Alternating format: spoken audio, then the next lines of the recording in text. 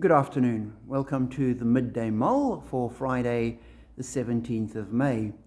With McShane, we're working our way through the first letter of Peter, today reading the 4th chapter. And in verse 7, Peter writes, "The end of all things is near. Therefore, be alert and of sober mind so that you can pray."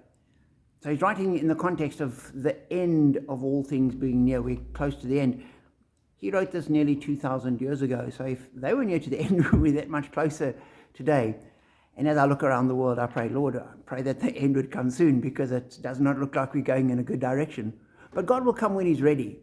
And we just need to be aware of that and be living with that in mind, and living in a way that brings him glory and that lets his light shine into the world.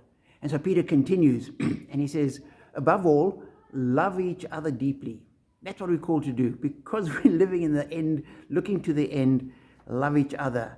Offer hospitality without grumbling. So love needs to be a practical expression. We need to show it in how we treat people, how we deal with people. And it's not just our love and relationships. He continues, each one of you should use whatever gift you have received to serve others as faithful stewards of God's grace in its various forms. And we're told time and again in Scripture that each one of us is given a gift of some description, and every one of the gifts varies. But everywhere that it's discussed, it's quite clear. You're given a gift not so that you can feel good, not so that you can say, oh, well, I've got a gift, but that you can use it. And whatever the gift may be, whether it's teaching people, whether it's baking, whether it's gardening, doing legal work, welcoming people, whatever the gift is, and there's many gifts that the church needs, we're told, use it as faithful stewards of the grace. And then the aim of our lives and of our gifts and of what we're doing, he says, if anyone serves, they should do it with the strength God provides, so that in all things God may be praised through Jesus Christ. To him be the glory and the power forever and ever. And as we go through life, as we deal with people, as we do our jobs, as we do our shopping, whatever it is we're doing, we've got to say we need to be living in such a way that in all things God may be praised.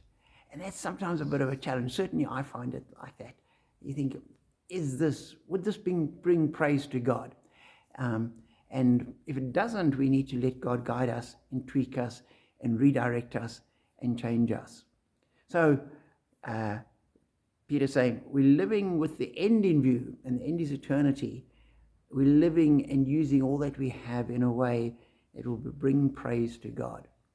So for each of us, that'll be different, but each of us can do it, because each of us has been given something by God that we can use for the good of his people.